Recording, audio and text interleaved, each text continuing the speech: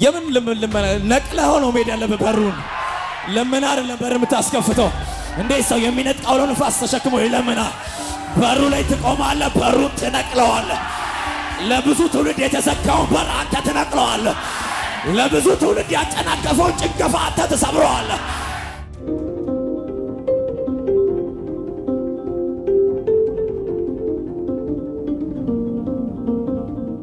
ሐዋርያት ሥራ መጽሐፍ ምዕራፍ 9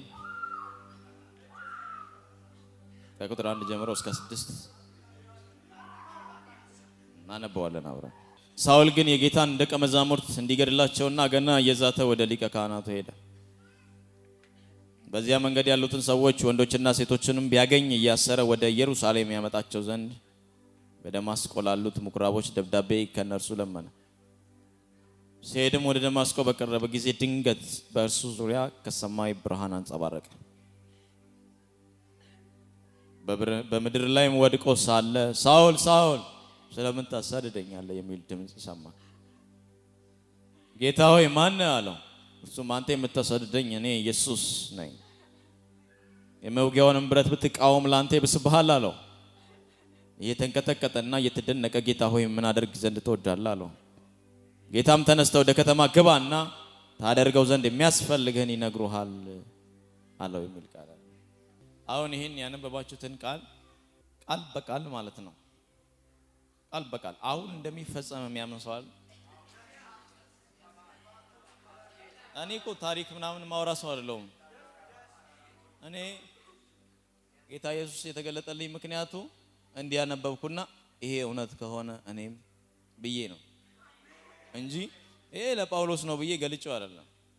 ስለዚህ አንድ ሰው የሚያምን ሰው አለ? እውነቴን እኮ ነው። አንድ ሰው አለ ዛሬ?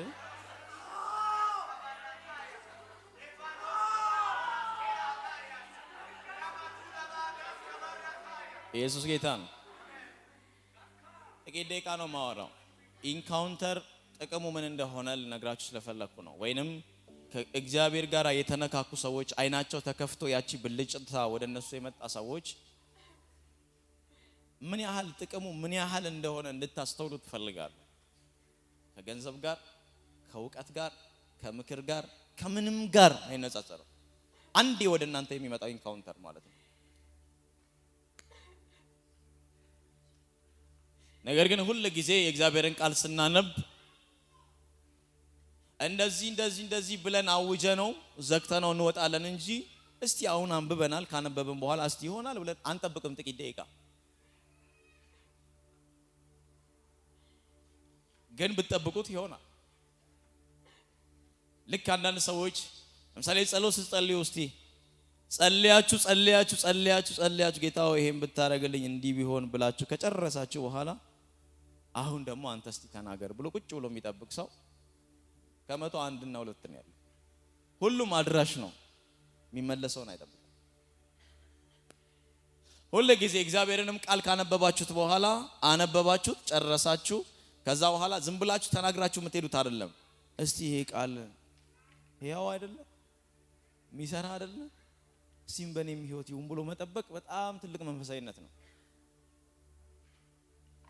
ካለበለዚያ ግን ሳይነኩ እንደተነኩ ሳይሞሉ እንደተሞሉ ነው ምን ሆነው ማለት ነው። አክት ነው የምናረገው።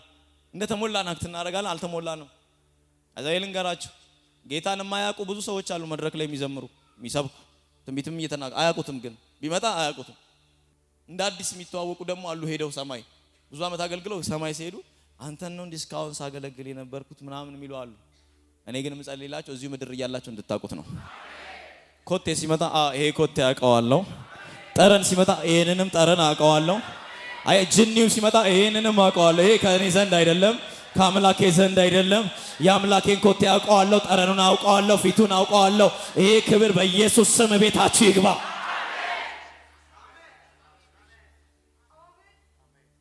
እና ማወቅ ስለ ኢየሱስ መናገር አይደለም። ለዛ ነው ኤማውስ መንገደኞች ስለ ኢየሱስ በዝርዝር ተናግረዋል። ታላቅ ነብይ ነው፣ ታማኝ አገልጋይ ነው፣ ይቤዠናል ያልነው ነው።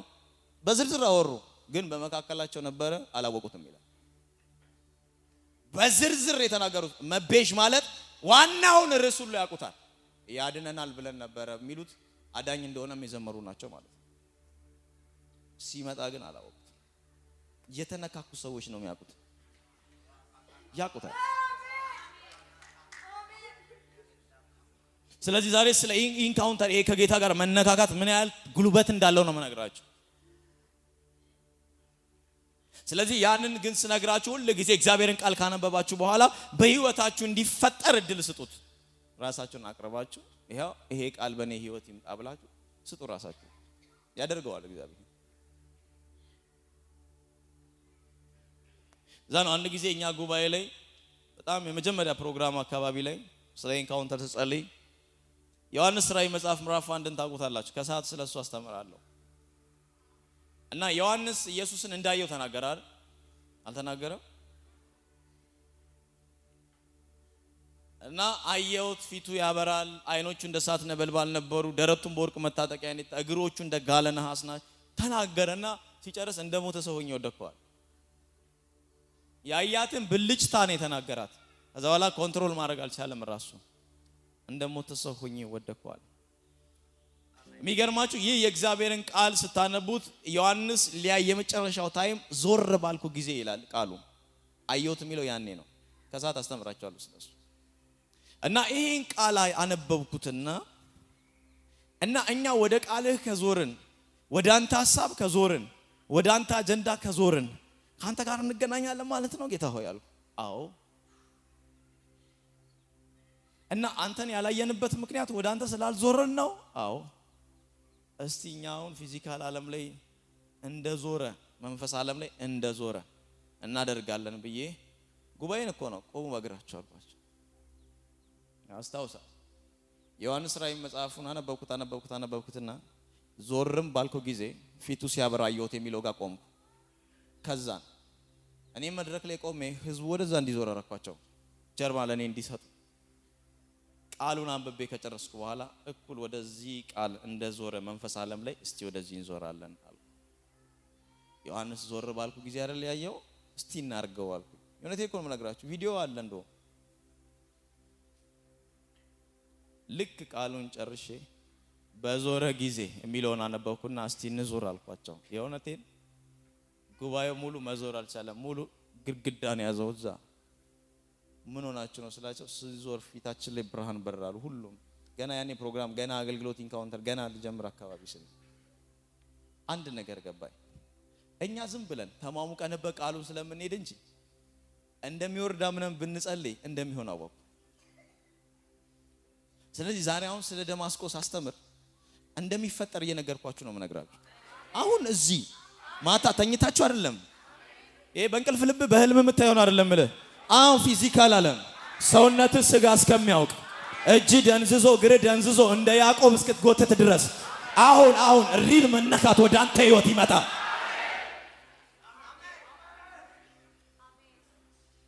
እና አሁን ነው ይሄ ደማስቆ የሚፈጠረው ዛሬ።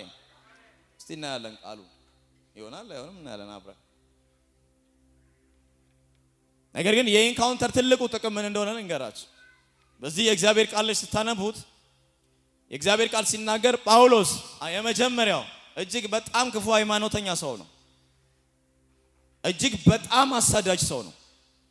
እሱ ብቻ አይደለም፣ የቤተ ክርስቲያን የተባለውን ሁሉ ለመግደልም ለማሰርም ታጥቆ የተነሳ ሰው እና እንደነ ሐዋርያቶቹ ደግሞ እንደነ እስጢፋኖስ ያሉ ሰዎች ሲወገሩም ሲሞቱም ተባባሪ የነበረ ሰው ነው። እና ኔክስት ሌላም ሰው እንዲሞት የሚጥር ሰው ነው። ለመግደልና ለማሳደድም ላይሰንስ ያለው ሰው ነው። እና ይሄን የሚያክል የቤተ ክርስቲያን አሳዳጅ ሰው ቸርች ላይ ድንጋይ የሚወረውር ጴንጤ ባየ ቁጥር የሚሳደብ አገኛለሁ የሚል እነ ጴጥሮስ ካዩት መጣብን ብለው የሆነ ስር የሚገቡት ማንም ዝናውን የሚያውቅ በማሳደድ በእንደዚህ አይነት ክፋት የተወጠረ ሰው ሐዋርያት ሥራ መጽሐፍ ምዕራፍ 9 ላይ ለማሳደድና ለመግደል ጳውሎስን ወጥቶ ፍቃድንም ተቀብሎ ላይሰንሱን ይዞ በዛ ሩጫ ላይ እያለ ይላል ድንገት በሱ ስትሬት ፊት ለፊቱ ታላቅ ብርሃን በራ ነው የሚለው።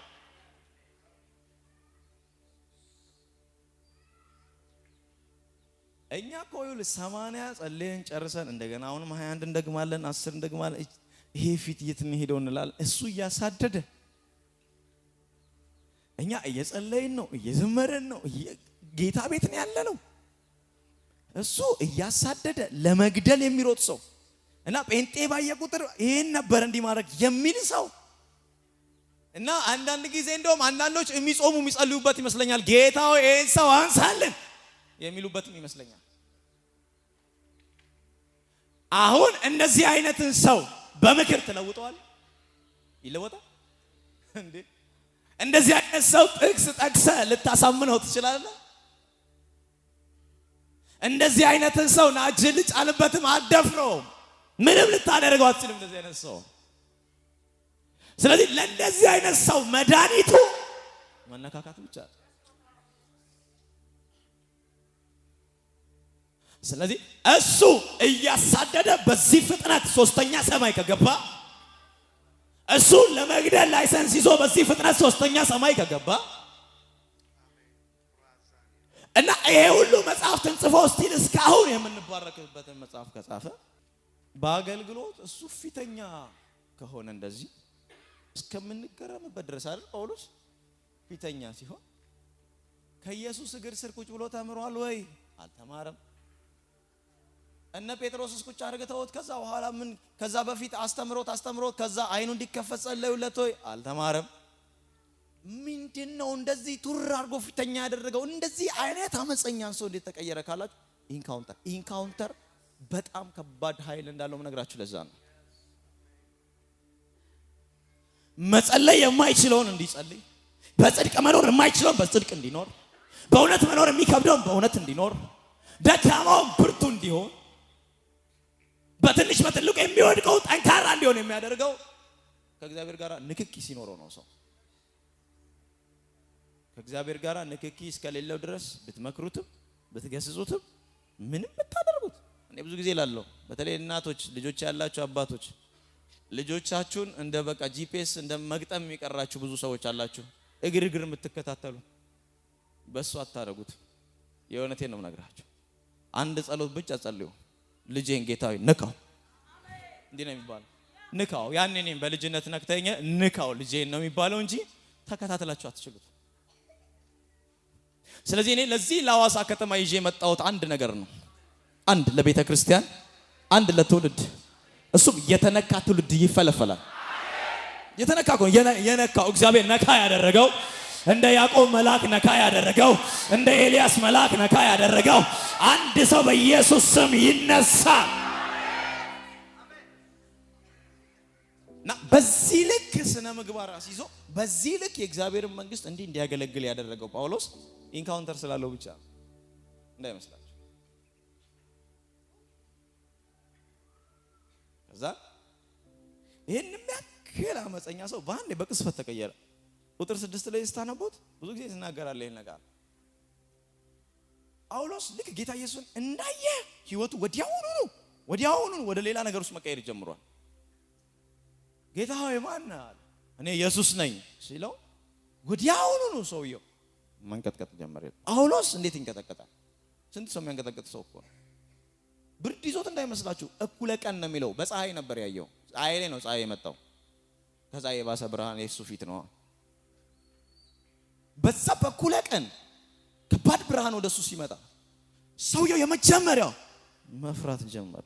ጌታ ሆይ ማን አንተ? ተንቀጠቀጠ የሚል ቃል አለ። ቁጥር 6 ላይ አንብቧት። እየተንቀጠቀጠ የሚል ቃል። ሰው መክረኸውም ገስጸኸውም በዱላ መታኸውም ምንም አድርገኸውም አይደለም።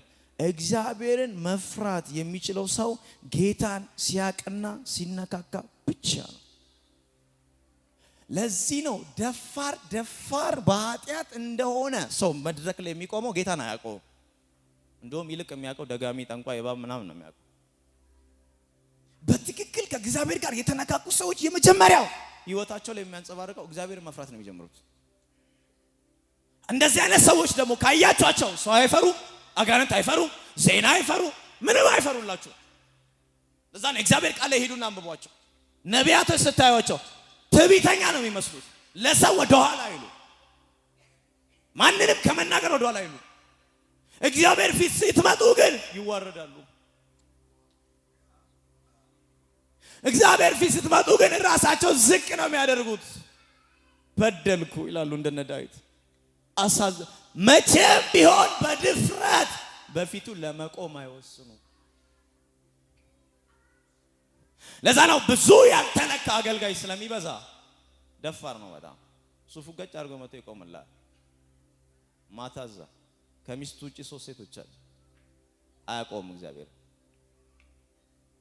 በትክክል ከእግዚአብሔር ጋር የተነካካ ሰው ግን እመኑኝ ከበደለም አይመጣም። በድያለሁ ይላል። እግዚአብሔር በትክክል የተነካኩ ሰዎች በፍጹም ደፍረው ምንም ነገር አያረጉም። እግዚአብሔር እንደነካቸው ሰዎች ማቀው የመጀመሪያ ነው። እግዚአብሔርን መፍራት ካለው ሰውየው ያ ሰው በትክክል ክርስትና ገብቶታል። ፒኤችዲ ስላለው አይደለም።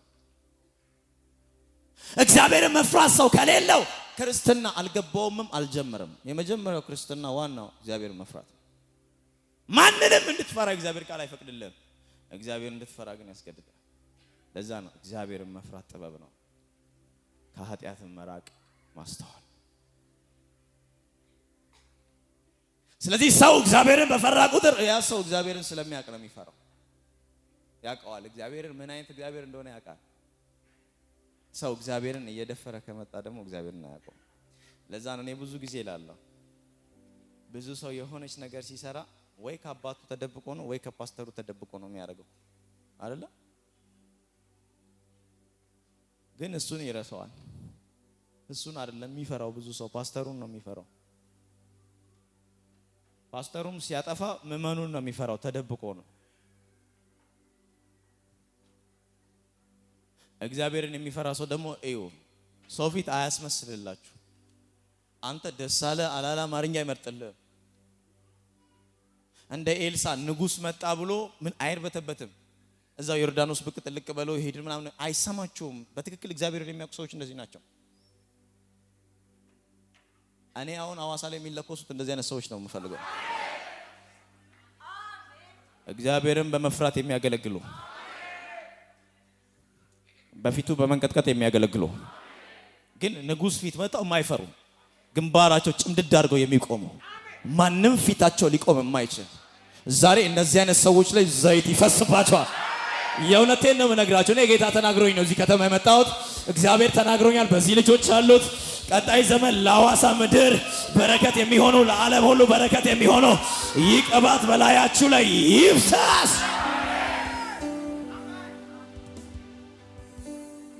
እና መጀመሪያ ክርስትና በጣም ሰው ሲገባው እግዚአብሔርን ነው የሚፈራው። ክርስትና ሲገባው እግዚአብሔርን ይፈራል። በጣም እግዚአብሔርን ይፈራል። በጣም ከምታስቡት በላይ ከእግዚአብሔር ጋር ምንም እንድታነካኩት አይፈልግም። እና ይሄንን አርግ ስትሉት እንደ ዮሴፍ ነው እግዚአብሔርን እፈራለሁ ነው የሚላችሁ። እና ይሄንን እንስራቅ ስትሉት በጀርባ ነው እግዚአብሔርን አይሻይላችሁ። እግዚአብሔርን በጣም ይፈራል። እና ጥግ ላይ ተርቦ ይሞታል እንጂ አይስማማላችሁ። እና ግን ያንን የሚያመጣባችሁ ጌታ ሲገለጥ ስታዩት ነው። ኢንካውንተር ወደ ህይወታችሁ ሲመጣ ከእግዚአብሔር ጋር ስትነጋገሩ ይሄ የሚያክል ነው እንዴ ጌታ ትላላችሁ። እማመልከው ይሄን አምላክ ነው እንዴ፣ ምሰብከው እሱን ነው፣ ምዘምረው ለሱ ነው ትፈሩታላችሁ። እና መድረክ ላይ ስትቆሙ በመንቀጥቀጥ ነው የምትቆሙት። በቤታችሁ ስትሆኑ ትዳራችሁን፣ ቤታችሁን፣ ኑሯችሁን ስትመሩ እያንዳንዱን እግዚአብሔር ከመፍራት ብቻ ነው የምታደርጉት። ለምን ይመስላችኋል? ኢሳይያስ እግዚአብሔርን በሙሉ መቅደስ አየሁት ካለ በኋላ የመጀመሪያው ኢሳይያስ ምን እንዳለ ታውቃላችሁ? ጌታን አየሁት እኮ ተገለጠልኝ እኮ ማለት ሲገባው እንደዚህ ያለ ወዮ መሞቴ ነው እግዚአብሔርን አይቻለሁ። ፍርሃት ነው የሚወርድ በቃ ጌታን ስታየው። ለዛ ነው ለኢንካውንተር ስትጸልይ ብዙዎቻችሁ መጀመሪያ አሁን ትላንት ማታ ያያችሁ በጠይቃችሁ ልባችሁ ነው የሚፈራው። መጀመሪያ በጣም ትፈራላችሁ። የሆነ ፐርሰን አጠገባችሁ መጣ ትደነግጣላችሁ። ያቺ ፍርሃት ለዘላለም ነው አብራችሁ የምትኖረው፣ አትለቃችሁ። ነው ምንም አይነት ነገር ለማድረግ እቺ ዓለም ነገር ለማድረግ ትፈራላችሁ። ሁሌ ሰውነታችሁ ፍርሃት ይቆጣጠረዋል። እሺ አይላችሁ፣ አይታዘዝላችሁ። ለዛ ነው ወየው መጥፋቴ ነው መሞቴ ነው ሲል ሰውየው ዝም ብሎ እንዳይመስላችሁ ያም ያክል ነብይ እግዚአብሔርን ያየ ሰው መቼም ቢሆን እኔ ጀግና ነኝ እንዲህ ነኝ አይደለም የሚለው ይፈራል። ድካሙ ነው የሚታየው፣ የሰው ድካም አይታየው። አለመቻሉ ነው የሚታየው፣ የሰው አለመቻል አይታየው። ለምን ይመስላችኋል ዝም ብለን እርስ በርስ የምንተቋቋመው? እሱ ነው እንዲያረጋው፣ እሱ ነው እንዲገባው፣ እንትናን አትመኑት፣ እሱም ብሎ አገልጋይ የምንባባለው ጌታን ስላላየን ስናይ ወደ ራስ ነው ሁላችንም። ወይኔ ጌታ ምን ውስጥ ነው ያለ ነው የምትሉት። ለዛ ነው አየና መሞቴ ነው። በዙሪያዬ ያሉ ረክሷል፣ አንደበቴ ረክሷል፣ ምንድን ነው የሆንኩት አለ። ወደ ራሱ ነው የተመለሰው። የኢንካውንተር ጥቅሙ ያ ነው። ለዛ ነው ጳውሎስ አየሁት ይልና መንቀጥቀጥ ጀመረ። ከዛ እንደዛ እኮ ነው። አንብቡት ቃሉን ቤትም ገብታችሁ እንዲህ ይላል እየተንቀጠቀጠ ከዛ በኋላ እየተደነቀ የሚል ቃል ደግሞ አለ። ሲቀጥል ሰው እንዴት እየፈራ ይደነቃል? እግዚአብሔር ነገር እንደዚህ ግሎሪ ማለት ይሄ ነው። ስታየው ትደነግጣለህ፣ በምታየው ክብር ደግሞ ትደነቃለህ። ለምን ካልክ እዚህ ምድር ላይ እንደዚህ አይነት መገለጥም ክብርም ድልም ውበትም መቼም አታየው፣ የለም። የሱን መልክ የሚመስል ውበት የለም። አስቡት። ለምን ይመስላችኋል እነ ጳውሎስ ሜጀር ሆነው ማለት ነው ብርና ወርቅ ያላስደነቃቸው? ለምን ይመስላችኋል? ዛሬ ለምን ይመስላችኋል ትንሽ ነገር አስደንቆን ከቸርች ወጥተን ሌላ ነገር ውስጥ የምንገባው? ጳውሎስ በጌታ አይቶ ተደንቆን ስለጨረሰ እዚህ ምድር ላይ ምንም ሌላ ነገር ያስደንቀው በቃ ጨርሷል። የእውነቴን ልንገራችሁ፣ በእግዚአብሔር የተደነቀ ሰው ብር ሰጥተው አታስደንቀውም። ዝና ቢመጣ አይደነቅልም። ወርቅ ብታመጣ አይደነቅልም። ሰው ቢሰበሰብ አይደነቅልም። ምንም ብታረግለት አይደነቅም። የጌታን ክብር አይቶ በጌታ ክብር የተደነቀን ሰው በዚህ ዓለም ሲስተም ማስደነቃችንም የፈለከውን ብታረገው ያናድድሃል። እንደውም ሰርፕራይዝ አይሆን ምንም አይሆንልህም በዚህ ጉዳይ።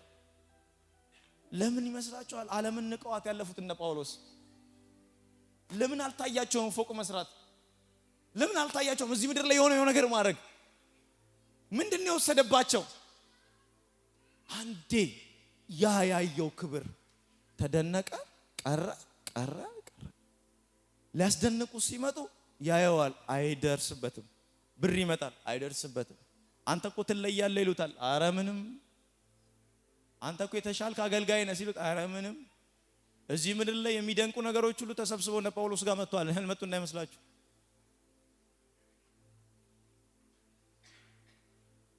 እነ ጳውሎስ ከሰማይ መላእክት ተላኩ። በቃ አረ እግዚአብሔር አማልክትን ያፈሰሰው ብሎ እኮ እነ ጳውሎስ ሊሰግዱላቸው የደረሱ ሰዎች አሉ። ልብሳቸውን ቀደዱ። ነገር ቀይ ምንጣፍ አስጠንጥፈው ሄዱ ይመስላል። ልብሳቸውን ቀደዱ። ያማቸዋል። ለምንድን ነው ስትል ያዩት ክብር እዚህ ምድር ካለ ክብር አይገናኝም። ለዛ ነው ኢንካውንተር ከጌታ ክብር ጋር መገናኘት ትልቁ ጥቅም ምንድነው ካልከኝ፣ አንደኛ እግዚአብሔርን ትፈራለህ፣ ሁለተኛ በእግዚአብሔር ብቻ የምትደነቅ ሰው ነው የምትሆነው። ዝም ብለህ ቃል ስትሰማ ነው ድንቅ የሚልህ፣ ድምፁ ስትሰማ ነው ድንቅ የሚልህ። ከዛ መጥተው ስለሆነ ዜና ሲያወሩ አይገባም ይሄ ነገር። ስለ ፊልምም ሲያወሩ እንደዚህ አይነት ፊልም ምንም አይገባም። እዚህ ምድር ላይ ሲያወሩ እንትና እኮ እንዲሆነለት ሲለው ምንም እኔ እንዳያስኩ አልቆጥርም። እና ሌላ ለመያዝ ክብር ያየ ሰው፣ በጌታ የተደነቀ ሰው በቃ እንደዚህ ነው ኑሮ። ዛሬ ይሄ ደማስቆ ያቺ ሰማይ የተከፈተችለት ጳውሎስ ያፊት ዛሬ ለምንሃለሁ ጌታ አንድ ሰው ላይ ይሄ ክብር ይደቅበት። እንዴ ሰው እነ ጳውሎስ እኮ ዝም ብሎ እኮ ነው ልብሳቸው ራሱ እኮ በእና እኔ እኮ ጌታ ምስክሬ አንድ ተራራ ስንጸልይ አንድ መንፈሳዊ ልጅ ወደ ሰማይ ሄደና በጣም ብዙ ቆይቶ መጣ። ምን አየ ስለው ጳውሎስንና ጴጥሮስን ያየዋቸው አለ። አልኩት አዎ ጴጥሮስና ጳውሎስን ያየዋቸው አለ። ጌታ ኢየሱስ ካየው በኋላ ብርሃኑን መቋቋም ሲያቀተኝ ሁለት ሰዎች አሳየኝ አለ። እና በምድር ላይ ሲሄዱ አየዋቸው ሁለት ሰዎች አለ። እና ጎዳና ተዳዳሪ ታውቃለህ? ጎዳና ላይ ያሉ ልጆች ምናምን ወይንም እንደ እብድ የሚለብሱ የቁሽሽ ያለ ልብስ የሚለብሱ ሰዎች ታውቃለህ? እንደሱ ሁለት ልጆች ሲሄዱ አየው። መጀመሪያ ሁለት ሰዎች አለ ጎዳና ላይ ያሉ። ከዛ እነማን ናቸው እነዚህ ካልኳላ በቅስፈት ደግሞ በብርሃን ውስጥ ሆኖ በሚያምር ክብር ውስጥ ሆኖ ሁለት ሰዎች አየዋል። ከዛ በኋላ ጌታ እንደዚህ አለኝ፣ እነዚህም ጳውሎስና ጴጥሮስ ናቸው፣ እነዚህ ጳውሎስና ጴጥሮስ ናቸው አለኝ። ስለው አዎ በዚህ ምድር ሲኖሩ እንደዚህ ነበር የኖሩት አለኝ። ከዛ ልጁ እያለቀሰ ነው የሚያወራው። አንድ ነገር ገባኝ፣ እኛ እንኳን የለበስነው ልብስ እነሱ ጭራሽ አለበሱት። እኛ ሰው የሚያከብረንን ያክል ክብር እነሱ ያገኙ አይመስለኝም። ካያችሁ አብዛኛው ላይፋቸው እስር ቤት ውስጥ ነበር። እንደሆነ ቆሻሻ ሰው የሚታዩ ናቸው። ግረፈው፣ ደብድበው፣ ያኛውም ደብዳቤ ሲጽፍ በተገኘበት ይገደል፣ ያኛውም የሆነ ማንም የማያስታውሳቸው ሰዎች ነበር። ግን እነሱ ሁሌ ምን ይላሉ? ከክብር ወደ ሌላ ክብር። ምን እየሆናችሁ ነው ጳውሎስ ይላል? በደረሰብን ነገር እንደ ደስታ እየቆጠር ነው፣ ወደፊት ለመሄድ እየናፈቅን፣ ከፊት ለፊት የሚታየን ሽልማት አለ፣ ከኢየሱስ የምንቀበለው አንድ አክሊል አለ፣ ከኢየሱስ የምንቀበለው አንድ ክብር አለ። እና የዚህ ምድር ክብር አይ ነገስታቶች ቢያከብሩን ባያከብሩን፣ ባለጠጎች ቢያከብሩን ባያከብሩን፣ እና ምንድነው ሐሳባችሁ? የእግዚአብሔር መንግስት እየሰፋ ድል እያደረግን እያሸነፈን በኢየሱስ ስም እንደዚህ አይነት ቅባት ላያችሁ ላይ ይውደቅ። ኢንካውንተር ጥቅሙ አንደኛ እግዚአብሔር እንድትፈሩ ያደርጋችኋል። ሁለተኛ ሁሉ ጊዜ በጌታ ብቻ እንድትደነቁ ነው የሚያደርግ፣ ሌላ ነገር አያስደንቃችሁ። ለዛ ነው እነሱ በሱ ተደንቀው ስለቀሩ እንደዛ። ሶስተኛ እንደዚህ ይላል፣ እየተንቀጠቀጠ ይልና ከዛ በኋላስ እየተደነቀ ይልና ጌታ ሆይ ምን አደርግ ዘንድ አይደል የሚለው ትወዳለህ። ሶስተኛ ታዛዥ ነው የምትሆኑት። ምን ላድርግ አለ ወዲያው። ደብዳቤ እኮ እዚህ ጋር ይዟል እኮ ሌላ ደብዳቤ ሰዎች የሰጡት እና ደብዳቤውን ቁጭ አደረገና የያዘውን ደብዳቤ እሰር ግደል ምን የሚል ላይሰንሱን ቁጭ አደረገና ቆይ አንተ ምንድነው የምትፈልገው? አሁን በተከታታይ ትምህርት የመጣ መታዘዝ እንዳይመስላችሁ። እጅ ተጭኖ የመጣ መታዘዝ አይደለም። በምክር የመጣ መታዘዝ አይደለም። አንተ ምን ትፈልጋለህ አለ። ከዛች ቀን ጀምሮ ጳውሎስ ጉድጓድ ግባ ቢለው ኢየሱስ ይገባ ነበር። ከዛች ቀን ጀምሮ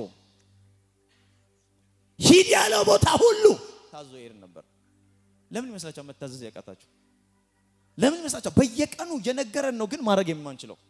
ለምን ይመስላችሁ ቃሉን እያነበብነው ነው ግን እንደ ቃሉ መኖር አንችልም? ቃሉ ይሄን አድርግ እያለ ነው ግን አናረግም። መጸለይ እንፈልጋለን ግን አንጸልይም። ማንበብ እንፈልጋለን ግን አናነብም። ማገልገል እንፈልጋለን ግን አናገለግልም። ተቀደስ ይለናል ግን ደግሞ መቀደስ ይከብደናል። አትዋሽ ይለናል፣ አለማዋሸት አንችልም። አትስረቅ ይለናል፣ አለ መታዘዝ የሚባለው ነገር ከባድ ሆኖብን ያለ ነው አሁን በዚህ ዘመን። ባይዘዌ ባለፈው ስለማታዘዝ አስተምር ነበር። ከባድ ወላችሁ ራቁቱን ሄዶ አልጋ ላይ ዝሙት ከሚያደርገው ይልቅ የማይታዘዙ ቸርች ውስጥ ያሉ ከዝሙት የባሰ ኃጢአት የሚሰሩ በጣም ብዙ ነን። ከባዱ ኃጢአት አለመታዘዝ ነው። አለመታዘዝ ነው ከኤደን ገነት ያባረረን። ስካር እንዳይመስላችሁ አይደል? አለመታዘዝ ነው እንጂ ስካር አይደለም፣ ዝሙት አይደለም የጣለን ነው እንዴ? አታርጋለው አረገ ውጣ አለው አይደል? ሌላ ያደረገው ነገር አለ? በሆዱ መሰላችሁ? በበላው መሰላችሁ? ስላልታዘዘ ነው። አለመታዘዝ ማለት እጅግ ክፉ ኃጢአት፣ እግዚአብሔር የሚጸየፈው ኃጢአት። ግን ደግሞ እኛ እንዴት ነው የምንኖረው? ሁሉ ጊዜ እንዴት ሰው ባለመታዘዝ ውስጥ ይኖራል? ይሄንን አርግ ሲለ እሱ ደስ አይለውም። ይሄንን አርግ ፓስተሬ እንዲህ ቢልስ፣ በዚህ ግባ ፓስተሬ እንደዚህ ቢል። እኔ አሁን እንደዚህ አንዳንድ ሰዎች ፕሮፌት አንተ ጋር እንድጸልይልኝ ፈልግ ግን ከቸርች ያባርሩኛል። ተባረራ ነው የምለው እኔ።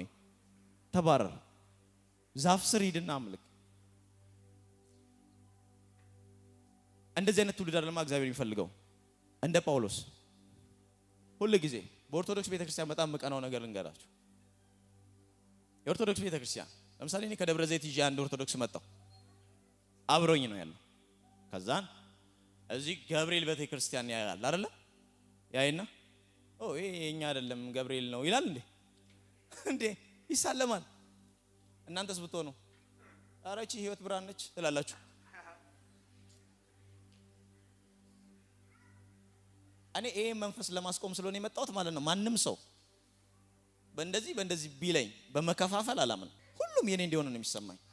ስለዚህ አንድ ነገር ነው የምፈልገው፣ አንድ ሰው ነው የምፈልገው። ይሄም ሰው ምን አይነት ሰው መስላችሁ? እንደ ጳውሎስ ኤፌሶን ነው የማይል ማለት ነው። ሰተት ብሎ ገባን። ኤፌሶኖች እንዴት ናችሁ?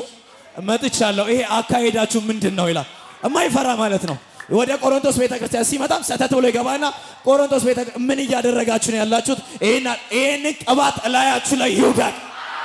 የልዩነትን መንፈስ የምታፈርሰውን እንድትቀባ ጸለይኩ በኢየሱስ ስም ይሁንብህ። እንደዚህ አይነት ጥማት አትጠሙ? እንዴት ተስማምታችሁ እንትን እንደዚህ ያረጉኛል ብለዛ እንደዚህ የሆነ ነው አዛዛብ የምትላከው? እንዴት ትላካለህ እነሱ ጋር? እንዴት ወደዛኛዎቹ እንዴት ትሄዳለህ? ከሆነች ቦታ ከፈራ አንድ ትውልድ ግን አለ እኔ የማየው ሁሉም ጋር የገባ ይሳለማል። ቀላ ያቀ እዚህ ዘይት ይሸጣል ስትል አሃ ዘይት ይሸጣ ይገባና ቆይ ዘይት ለምንድን ነው የምትሸጠው? ይሄኛ ቸርች አይደለም አይልም። ገብቶ ይሄ ነገር እኮ ልክ አይደለም ነው የሚለው። እኛም ፈልገው ያንን አገልጋይ ነው። እግዚአብሔር ቃል ሲናገር እንደሚተቃላችሁ መጥምቁ ዮሐንስ እንደሚወለድ መንገድ ጠራጊው እንደሚወለድ ሲናገር ምን እንደሚታይ እግዚአብሔር ቃል መልአኩ ቀጥታ እንደዚህ ነው ይህ ሰው አለ የአባቶችን ልብና የልጆችን ልብ አንድ ያደርጋል ነው ያለው። ምን አይነት መንፈስ ላይ እንደመጣ ታውቃለህ? መጥምቁ መንፈስ ዮሐንስ መንፈስ እኮ ነው የልጆችንና የአባቶችን ልብ አንድ ያደርጋል አለ። ሪቫይቫል ባይዘው አንድ ነው የሚያደርገው። ያ ግን የሚመጣው ከኢንካውንተር ውስጥ ነው። ሰው ከእግዚአብሔር ጋር ንክኪ ሲኖረው ይመለከተኛል ይላል። ያኛውም ቸርች ይመለከተኛል። የእግዚአብሔር ሰው ወደቀ ሲል የታባቱ አይልም ወይኔ ነው የሚለው። እንዲደረሰበት እኮ ሲባል ወይኔ ነው የሚለው እንጂ የሥራውን አገኘ አይልም። ሁሉም እንደሚመለከተው ይሰማዋል። ሁሉ እዛ እኮ ነው። አሁን እኮ ሄዳችሁ አንዳንድ እግዚአብሔር ሰዎች እኮ ጠይቃችሁ እንደው ይሄን ነገር አብረህን ሆነ ብትሉት አረ ስሜን ታስጠፋለህ ይላል። ለስሙ ይጨነቃል፣ ለቤቱ አይጨነቅም። ለእግዚአብሔር ቤት አይጨነቅም። ስለዚህ እግዚአብሔር ተናግሮኛል። እኔ ትንንሽ ልጆች እግዚአብሔር ያስነሳል። ምን ታረጓቸዋላችሁ? አታስቆሟቸውም። የእውነቴን እኮ ነው የምነግራችሁ። እሳትን ማስቆም ከባድ ነው። ያስነሳል። አንተ እንደተንቀባረርክ ተቀመጥ፣ ሱፍህ እንዳማረበት ይቀመጥ፣ ሸሚዝም አይበላሽብህ። እኔ ግን ዛሬ አንድ ትንንሽ ልጆችን ማየት ፈልጋለሁ። እኔ አንድ ወጣት ልጆችን ማየት ፈልጋለሁ። አንድ ይመለከተኛል። እኔ ይመለከተኛል። ለዚህ ምድር የተጠራሁት እኔ ነኝ። እኔ መንገድ ጠራጊ ሆኜ እነሳለሁ። እጄም ይኸው ጌታ ሆይ፣ ልቤም ይኸው ጌታ ሆይ፣ ሰውነቴም ይኸው ጌታ ሆይ በፊት አቀርባለሁ የሚሉ ሰዎች ይነሳሉ። በኢየሱስ ስም ይሆንባቸው።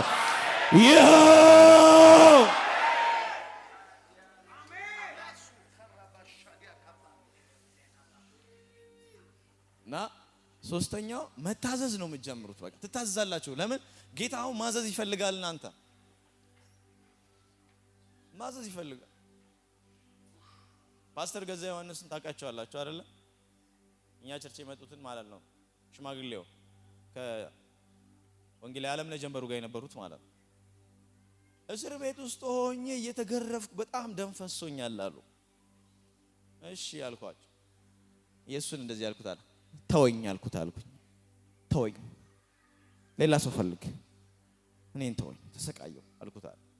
ብዙ ጠባሳ አለባቸው እስር ቤት ውስጥ ሆነ። ጌታ እንደዚህ ያለኝ አሉ። መጣና እንደገና እያለቀሱ ነው የሚነግሩ። ምን አሉት ስላቸው፣ እሺ የሚለኝ እኮ አንተ ብቻ ስለሆነ ሰው ስላጣው ነው አለኝ። እያለቀሱ ነው የሚነግሩ። ከዛን እንደዚህ ያልኩት፣ እሺ በቃ እሺ የፈለከው ይሁን ህይወቴ ላይ እሺ ያልኩ። ዛሬ ትወጣለህ አለኝ አለ። ሁሉ ህዝብ አይደለም ያጣው ጌታ የሚታዘዝ። እናንተ እሺ ብትሉ ስንት ድሃ በልቶ ነበር መሰላችሁ? ብቻችሁን አትበሉ ነበር። ትበሉ እሺ ስለማትሉ 20 ጫማ 30 ጫማ 10 ጫማ አትይዙም ነበር። አንድ ነበር የሚኖራችሁ፣ እሷንም ሊያሰጣችሁ ይችላል። እሺ ስለማንል ስንቱ ቤተ ክርስቲያን መስመር ይዝ ነበር። አባቶች እሺ ቢሉ እምቢ ስላሉ እንጂ ይስተካከል ነበር። የተበላሹ ነገሮች መስመር ይዙ ነበር። እሺ ስላላልን ነው። የሚታዘዘው ደግሞ የተነካ ሰው ብቻ። ሪል መነካት ያለው ሰው ነው የሚታዘዘው። ለመሞት ይወስናል፣ ራሱን ለመስጠት ይወስናል። ወደ ኋላ አይመለስም። ህይወቱ አያስጨንቀውም። ቤቴ አይልም፣ ኑሮ አይልም፣ የሆነ ነገር አይልም። አሁን እኔ ሳገለግል ዘና ብዬ ያገለገልኩኝ። ሌሊት ተደውሎልኝ እናቴ ታማ ሆስፒታል ገብታ ነው የመጣሁት። ሌሊት ማለት ነው። በቃ ጌታ ካንቺ ጋር ይሁን ብዬ ያው ያገለገልኩ ነው። ኖርማል ውስጤ እንደዚህማ የምሰማው ግን ሌሊት ሆስፒታል ትሄዳለች። ወደ ጌታም ትሄድ ትችላለች እኮ። አንድ ነገር ብቻ ይገባኛል። የተሰጠኝን ጊዜ ፈጽሜ ማለፍ እንዳለብኝ ብቻ ነው የሚሰማኝ። ሌላው ሁሉ የእግዚአብሔር ነው። ሁሉ ጊዜ እናንተ አንዳንድ ሰው ሰርግ አለብኝ ብሎ ቸርች ይዘጋል። እናንተ ባለራዕይ ናችሁ። ቸርች ባለራዕይ ናችሁ። ሚስቴ ታመመች ብላችሁ ቸርች ምዘጉ ከሆናችሁ ባለራዕይ ናችሁ እናንተ። የሆነ ገጠር ሂድ ሲል ምንም የለም ብለህ የምትቀር ከሆነ ባለራዕይ ነህ። በእግር ለመሄድ ካልወሰንክ ባለራዕይ ነህ፣ አገልጋይ ነህ፣ ታዛዥ ነህ። ፖስታ ካልሰጡ ማታገለግል ከሆነ ባለራዕይ ነህ፣ ታዛዥ ነህ። ጥሩ የማይሰጡ ቸርቾች ማትዘምር ከሆነ ባለራዕይ ነህ። ራዕይ አለ ማለት ነው አይደለም? ልክ እንደ ሙዚቀኞች ዓለም ላይ እንዳሉ ዘፋኞች ዓለም ላይ እንዳሉ ንግግር የሚያደርጉ ሞቲቬሽኖች ናህ እንጂ ባለራዕይ አይደለም። ሸክም ያለበት ሰው የተነካ ሰው በየትኛውም ሁኔታ ውስጥ ከመታዘዝ ወደ ላይ ምንም ውስጥ ይሁን ይሄን በል ሲለው እሺ ብሎ ይላል።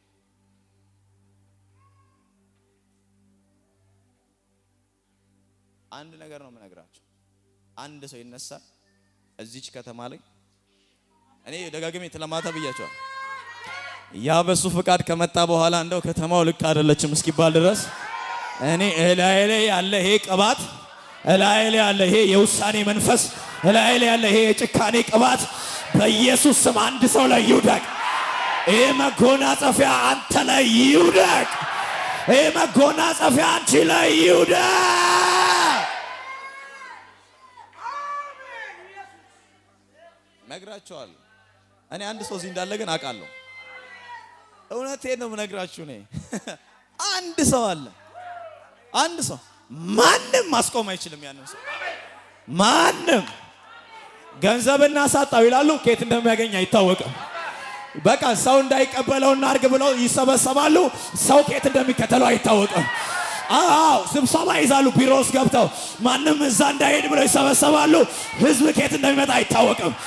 ዛሬ እነግራለሁ፣ ይሄ ክብር ላይ ይፈሳል። በዚህ ጋር በር ዘጋን ሲሉ ሌላ በሮች ይከፈታሉ።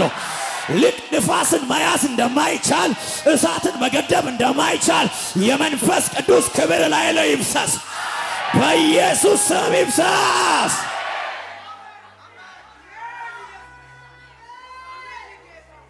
እንጸልያለን። እቺ ልበላችሁና እንዳትረሱ እቺ ሶስት ነገሮች ግን ሐዋርያት ሥራ መጽሐፍ ምዕራፍ 1 ላይ ኃይል ትቀበላላችሁ ካላችሁ በኋላ ምዕራፍ 2 ላይ ድንገት እንደሚነጥቅ አውሎ ንፋስ ይላል አይደል? እኔ ብዙ ሰው የሆነች የምነጥቅ አውሎ ንፋስ ብሎ አስቧት ያልፋል። የሚነጥቅ አውሎ ንፋስ ግን አስተውላችሁታል? ገብቷችኋል? የሚነጥቅ አውሎ ንፋስ ይኸውላችሁ፣ የሚነጥቅ አውሎ ንፋስ እንኳን ኢትዮጵያ ውስጥ አይደለም ሀያል የተባለችው ሀገር አሜሪካ ውስጥ ቢመጣ ተደውሎ ስልክ አረ የሚነጥቅ አውሎ ንፋስ መጥቷል አስቆሙልን ቢባል እሺ ብሎ የሚወጣን ያለው ወይስ ሁሉም ተደበቁ የሚነጥቅ አውሎ ንፋስ መጥቷል ነው የሚለው? ስቲል እስካሁን የትኛውም ሀገር አውሎ ንፋስ መጣ ከተባለ ከፈረሰ በኋላ እንሰራዋለን ነው እንጂ የሚሉት። ማንም ሰው ክላሽ አውጣ አይልም። በዚህ ጋር አየሩን ቀይር አይልም ማንም። ይሄ ማለት ማን ተጋ የሚነጥቅ አውሎ ንፋስ ማለት አንድ ሰው ላይ የሚነጥቅ አውሎ ንፋስ ኖሮ አስበው እስቲ። አንድ ክርስቲያን ላይ አንድ አማኝ ላይ ነው እና የሚነጥቅ አውሎ ንፋስ ማለት አስብ። አሜሪካ የምትጨነቅለት አውሎ ንፋስ፣ እኛ ግራ የምንጋባለት አውሎ ንፋስ ከመጣ ጣራ ግድግዳ የማይቀረው አውሎ ንፋስ፣ ያ የሚነጥቅ ኃይል ላይ ይፍሰስ። አረ በኢየሱስ ስም ይፍሰስ። ያ ኃይል ይፍሰስ ማለት ማን ደፋር ነው? የሚነጥቅ አውሎ ንፋስ ፊት ውጣልንና ድረስልን ተብሎ የሚደወልለት 99 ነው። የቱ ነው? ማንም የለም። ማን አውሎ ንፋስ መጣ ከተባለ እቃውን ደብቁ፣ እንትኑን አስገቡ፣ ጥፉ፣ ጉድጓድ ውስጥ ግቡ ነው ይባላል። ከዛ ከፈራረሰ በኋላ ወደ ልማት ይወጣሉ ሁሉ። ማንም አውሎ ንፋስ አይጋፈጥም።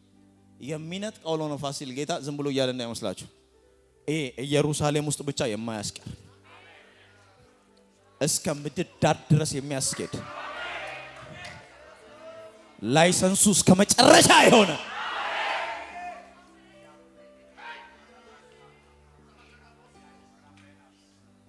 የሚነጥቅ አውሎ ንፋስ ከባድ ነው። ለምሳሌ በውትድርና ዓለም ውስጥ አንድ ወታደር ስታዩ ወታደርን ለመሳደብ አቅም ያለው ሰው የለም አለ። ለምንድነው ሬንጀር የለበሰውን ሰው ለመሳደብ አቅም የማይኖራችሁ? ኃይል አለው። በቃ ልብሱ ምን ይነግራቸዋል? ኃይል እንዳለው ይነግራቸዋል። ስለዚህ በጣም ሰካራም ራሱ ሆኖ ስንቱን ይሰድብና እሱ ከመጣ ጸጥ ይላል። በጣም ደፋር የምትሉት ሁሉ እሱ ከመጣ ምንም ማድረግ አይችልም። እና መሳሪያም ላይ ያወጣ ይችላል። ልብሱ ኃይል እንዳለው ይነግራል አይደል? አሁን ስሙኝ በደም ቆይ ስሙኝ። ለምሳሌ እዚህ ሀገር ያለ ወታደር የምንፈራው የምንታዘዝለት ወታደር ከኢትዮጵያ ቅርብ ምንድነው? ሱዳን ድንበር አልፎ ሱዳን ሲገባ ሱዳን ሀገር ሄዶ ወታደር መሆን ይችላል? አለው ኃይል? እዛ ተዝናኝ ነው የሚሆነው ወይ የሆነ ጉዳይ አስፈጻሚ ነው የሚሆነው አይደል? ይህ ማለት ኃይሉ ምን ያለ ነው? የተገደበ ነው። ከአንድ ድንበር አያልፍም ማለት ነው። ስለሚነጥቀው አውሎ ነፋስ ሲናገር ጌታ ግን እንደዚህ አለ። ላይሰንሱ አለ ኢየሩሳሌም የሚቀር አይደለም አለ። ለዚህ እኮ ነው ጥቁሩ ነጭ ሀገር ሄዶ ውጣ ሲል አጋንንቱ ጧ ይላል። አንተ ኢትዮጵያዊን አላቅም አይልም። ለምን ካልክ ላይሰንሱ ድንበር የሚያልፍ ነው። ኃይሉ ድንበር የሚያልፍ ነው። እነግራችኋለሁ ይህ ኃይል ዛሬ ላይ ይጣበቃል። ይህ ኃይል ዛሬ ላይ ይጣበቃል። እኔ ዛሬው ላይ አንድ የሚመነጭቅ ሰው ነው የምፈልገው። እላይ ያለው ቅባት ለመውሰድ የሚታገል ሰው ነው የምፈልገው። በኢየሱስ ስም ይሁንባቸው። አይላችሁ የትኛውም ኃይል ይገደባል። ይሄ እግዚአብሔር ኃይል ይመጣል የተባለው ኃይል ግን ኤታ እንዲህ አለ፣ ከኢየሩሳሌም እንዳትወጡ አላቸው። ግን የማትወጡት ኃይል ሳይመጣ ነው። ከመጣ ግን አለ ክፈቱት፣ በሩን አለ ክፈቱት አለ። ከተማ ቢሰበሰብ አለ አይደለም በኢየሩሳሌም እስከ ምድር ዳር ድረስ አለ ይህንን ኃይል ማንም ሊቋቋመው አይችልም።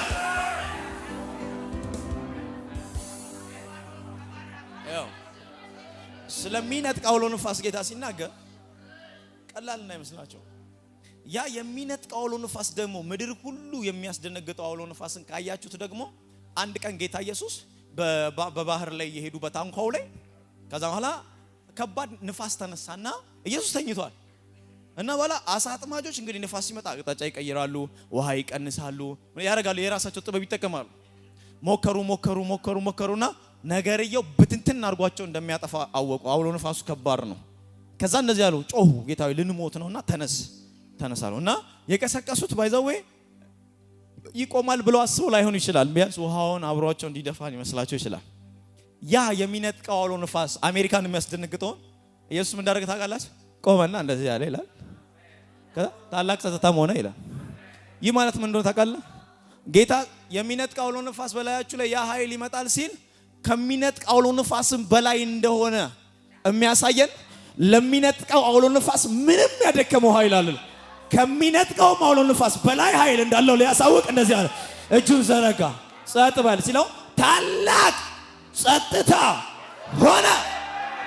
ለምን ይመስላል ሲል ይህ ኃይል ለኛ ለመማሪያ እንደሚነጥቀው አውሎ ነፋስ ብሎ ለኛ ለመማሪያ ምሳሌ ሰጠን እንጂ አንድ ጴንጤ ውስጥ ያለ ኃይል ንፋሱንም ያስቆመዋል፣ ንፋሱንም ያመጣዋል።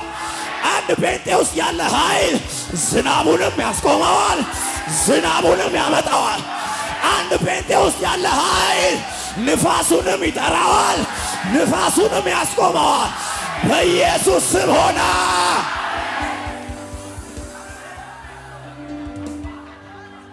ሻባሃታ ካላባራዲ አሺባሃታ ካያባራሲያ ኮሴ አሊብራዲካ ዘቴቴኬቴ አሉብራዚያ ኮፔና ዲያካዛታ ሽፓካሊቬኒያ ሶብራዳያ ዘኬቴቴኬቴኬቴ ዛካታያኒያ ሶብራዲያ ያዌ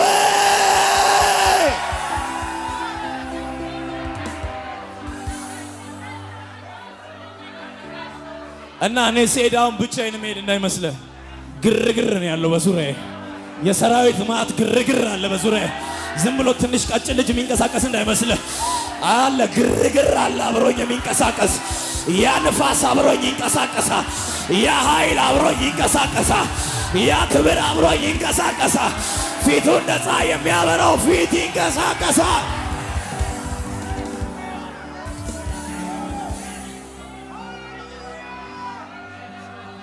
እና ይኸውላችሁ አሁን እጸልያለሁ። እኔ በደንብ ስሙ። ግን እኔ ጴንጤ እንዲረዳ ስለምፈልግ በደንብ እያስረዳኋችሁ ያለሁት አማኝ ዝም ብሎ ቀላል አይደለም። የሚነጥቅ አውሎ ንፋስ የሚያክል ተሸክሞ እኮ ነው። አንዳንዱ ይለምናል፣ እባክህ በር ክፈትልኝ ይላል። የምን ልመና?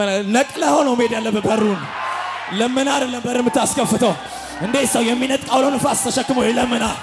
በሩ ላይ ትቆማለህ፣ በሩን ትነቅለዋለህ። ለብዙ ትውልድ የተዘጋውን በር አንተ ትነቅለዋለህ። ለብዙ ትውልድ ያጨናገፈውን ጭንገፋ አንተ ትሰብረዋለህ። እስቲ በኔ ላይ አይሰራም በለሴ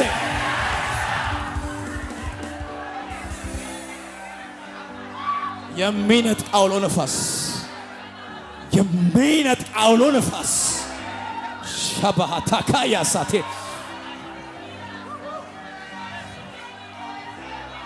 ኢየሱስ ጌታ ነው። ወላችሁ ሁለት ነገር ብቻ ጌታ ተናገረ። ልክ መንፈስ ቅዱስ ኃይል ሊወርድ ሲል እንደሚነጥቅ አውሎ ነፋስ አሉና ወዲያው ሳይው ደግሞ እሳት ታያቸው ይላል። ሁለቱም ከባድ ናቸው። ሁለቱም እስቲል እስካሁን ትንሽ ክብሪት ለኩስ ያለች እሳት ነደደች ማለት እስቲል እስካሁን የማይደነግጥ የለም። እሳት አደጋ እንደሚያስፈራ እና ንፋስ እንደሚያስፈራ እስቲል እስካሁን ማንም ሌላ ነገር አያስፈራ። በጣም አስፈሪ ነገሮች ናቸው ሁለቱም። ለምን እጅግ አድርገው ነው የሚሄዱት? የመጣውን ነገር አስበዋል። አንቺ ላይ ያለውን ኃይል ገብተዋል። ግን አማኝ ነህ አይደለ? ገብተዋል። አሁን ለምን አይደለም የምታስከፍተው? የሚመጣው ኃይል ራሱ በሩን ይደረምሰዋል። አነግራለሁ ከሚመጣው ኃይል የተነሳ አሁን እኔ ስጸልይ አንዳንዱ እንደ ያዕቆብ እንደዚህ ይላል፣ አንዳንዱ እንደ ጳውሎስ አይኔ ያልገለጣለኝ ይላል፣ አንዳንዱ እንደ ዳንኤል ዲዳ ሆንኩ ይላል፣ አንዳንዱ የሰው ልጅ ይመስለውን አየሁት ይላል፣ አንዳንዱ እንደ ባልንጀራ ፊት ለፊቱ ኢየሱስ ያወራዋል፣ አንዳንዱ ገብርኤልን አየው ይላል፣ አንዳንዱ ሚካኤል እዚህ ነበር ይላል፣ አንዳንዱ ደቀ መዛሙርቶቹን ያያል። አሁን ሰማይ ከምድር የሚገናኝበት ሰዓት ደርሷል።